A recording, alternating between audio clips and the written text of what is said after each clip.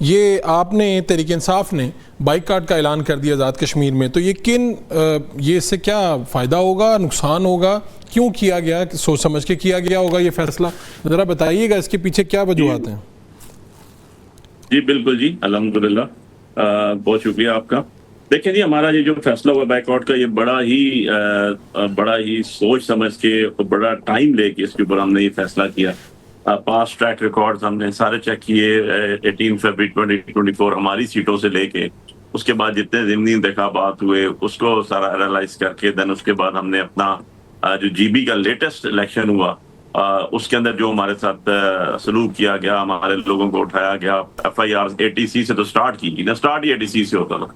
झंडे की इजाजत नहीं, रैली की इजाजत नहीं, जलसों की इजाजत नहीं, कैंपेन की इजाजत नहीं, पोस्टर बैनर स्टिकर, आपको झंडे की इजाजत कोई नहीं, हमारे लीडरशिप को हमारे समेत जाने की इजाजत कोई नहीं। तो वहां से लेके चलते चलते जब रिजल्ट आ गया जीबी का, एक पार्टी की 2, मुस्लिम लीग नून की 2 सीटें थी, 10 दिन तक रिजल्ट रुका गया। उसके बाद पता चला जी उनकी 8 सीटें हो गई, 7 हो गई है। सो ये सारी चीजें खुला जो है ना, ये सबूत है इस चीज की ये रिगिंग है और कोई लेवल प्लेइंग फील्ड नहीं है। इवन ऑक्सीजन लेने की जगह भी हमें मुयसर नहीं है। पहली बात तो ये होगी। दूसरी बात ये है कि जब कश्मीर के हवाले से हम आते हैं तो कश्मीर के अपने डायनामिक्स हैं।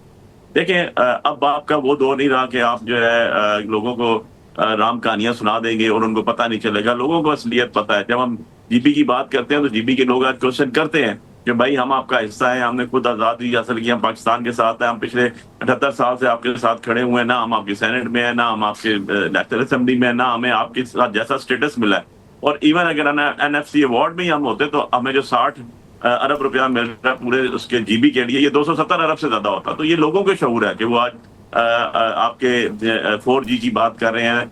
अब यही चीज जब कश्मीर में आती है तो कश्मीर के लोगों को भी अपने राइट्स पता है। अब दुनिया बड़ी अवेयर हो चुकी है और उनको राइट्स पता है कि उनकी सीटों को कैसे गबन किया जाता है, कैसे उनकी सीटों के ऊपर जो है वो हुकूमतें गिराई और बनाई जाती हैं, कैसे बाहर से लोगों को बिठा के जो 12 सीटें होती हैं उनके जरिए मैनेज किया जाता है। ये सारी चीजें उनके नोटिस में भी थी और उनका अपने फैसले थे कश्मीरी अवाम का कि हम इस इलेक्शन में नहीं जाएंगे और हालात भी नहीं बन रहे वहां पर। आप देखें तो 5 सीटों को जब हमें पता चला कि वो RO ऑफिस ही जो है वो रावलपिंडी शिफ्ट कर दिया गया था, अभी का पता नहीं। तो ये सारी चीजें बड़ी हमारे तकरीबन 5-6 दिन इसके ऊपर जो है वो हमारी डिबेट हुई।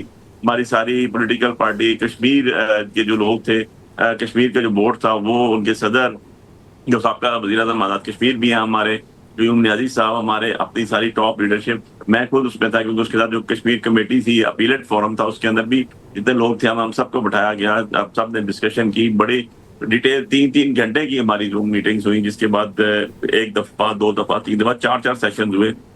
फिर हमने जो हमारे सीनियर कायदीन है जो कोट लखपत जेल में उनका खाता है, उसका हमने सारा एनालिसिस किया और उससे रिलेटेड सारी चीजें डिबेट में आई। ऑब्वियसली फिर इमरान खान साहब ने जो आखिरी हुक्म दिया था और वो लकली मुझे ही दिया था जब 18 सितंबर को मेरी खान साहब से मुलाकात हुई, 18 सितंबर 2024 को जब प्रीलिमिनरी इलेक्शन थे और उन्होंने बाइकाटा कहा था और जो रीजनिंग उन्होंने बताई थी वो सारी भी डिस्कस हुई। तो एक कलेक्टिव एक डिसीजन था जिसके अंदर हमारी अक्सरियत ने ये कहा कि ये कौन सी लेवल प्लेइंग फील्ड है कि आपको ग्वाला ब्रिज से आगे जाने नहीं देते, आपको आजाद पतन से आगे जाने नहीं देते, कश्मीर में दाखिल होने नहीं देते। हमने हमारे ऑपरेशन लीडर गए सारे वहां पर, उनको जाने नहीं दिया गया, रास्ते से रोक दिया गया, ना हमारा झंडा है ना हमारे कैंडिडेट को इजाजत है। भाई कौन सा इलेक्शन है फिर ये? और सिलेक्शन के हालात देख ही रहे हैं कि लोग किस तरह किस पार्टी में शामिल हो रहे हैं, क्या हो रहा है। तो ये सारी चीजें जो है ना मुंह खोलता सबूत है कि यार आप इलेक्शन सब कराते हैं जो फेयर, फ्री एंड ट्रांसपेरेंट हो, क्योंकि आपने गवर्नमेंट बनानी होती है, government of the people, for the people and by the people. अब आपने अगर उनके ऊपर कोई मुसल्लत करनी है, कोई बसराए बैठाना है आपने, तो उसका तो कोई इलाज नहीं है, उसके अंदर बिल्कुल ऐसा क्यों बने। और हम आगे देखेंगे इसके चल के हालात क्या होते हैं और कश्मीर की आवाम की रिप्रेजेंटेशन क्या है, कश्मीर की आवाम की उनका अपना राय क्या है, उनके अगर वो उसके अंदर आते हैं, देखते हैं, उसके बाद देखिए आप देख लेना जो पुराने इनके 1-2 दिन में जो एपिसोड हुई, जो सबका स्पीकर साहब इनके गए, लोगों ने क्या आशर कर दिया उनका, अपने हल्के में गए वहां से कैसे निकले, एक और इनके MLA थे। तो ये सारी चीजें मुंह बोलता सबूत है।